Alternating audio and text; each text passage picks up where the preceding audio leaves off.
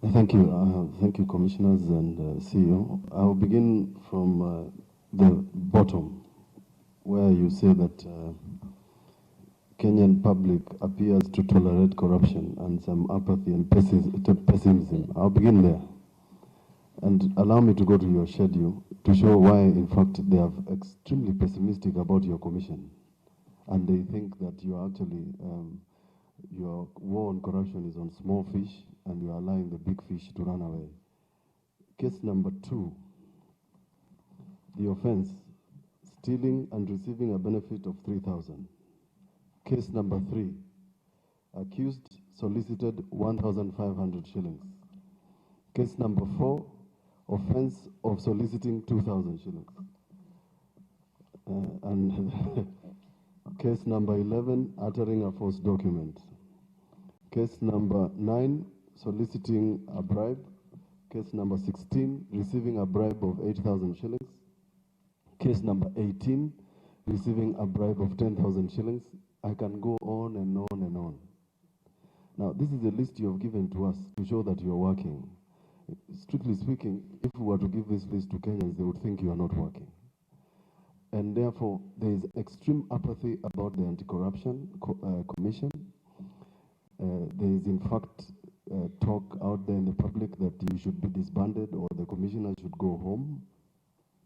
There is talk that in the recent NYS cases, you have been sidelined by the executive because there is nothing you are doing. The president has complained about your work personally, in particular the report that you presented to him that caused him so much animosity with his colleagues.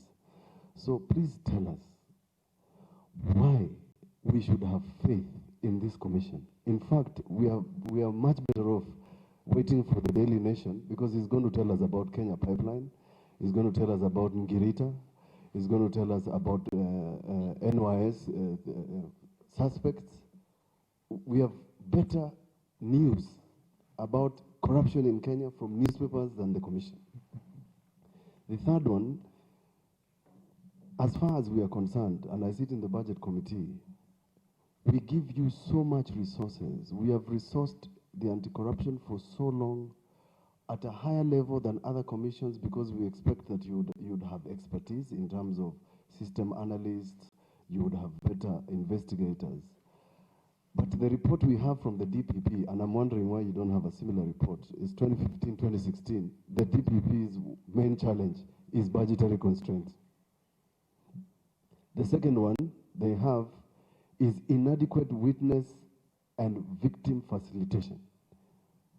Now, doesn't that point to the Anti-Corruption Commission? They are saying the witnesses are never prepared, everything is handwritten, half of is manual. So, isn't it fair to say today that we have lost the war on corruption, particularly because of the Anti-Corruption Commission? The third question, if you look at Article 79, Bishop, the reason we have set up this commission is on Chapter 6, Conduct of State Officers. This corruption left, right, and center is coming from every nook and cranny, everywhere. Why hasn't the commission found it fit? Because the conduct of state officers is not a conviction. The conduct of state officers under Chapter 6 is political responsibility. We have not had a statement from you saying, on the question of corruption of NYS, can we have so-and-so step aside? That is not a conviction, that is responsibility. That is your work. Who is supposed to do it if you are not going to do it? Unlimited capacity, limited law capacity. I find that extremely strange.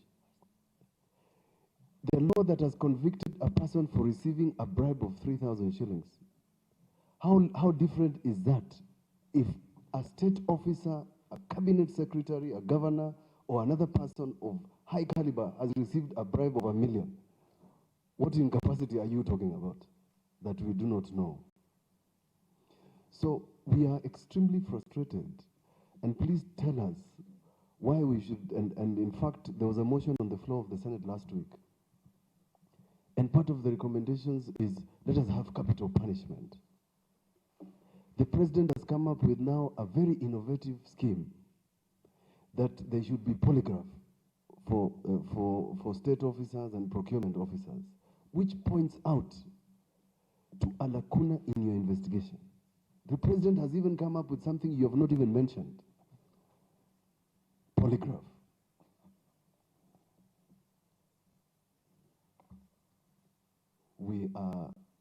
We are tired of corruption. Corruption has cost this country so much resources. CEO Alake, in the 6 years you have served as a CEO of anti-corruption, this country has possibly lost over 300 billion shillings, if you just calculate roughly the sort of mathematics we are dealing with. So if you give yourself a scorecard, what would you say about the status of corruption in Kenya while you are in office? Thank you, Chair. Thank you, Senator Wako.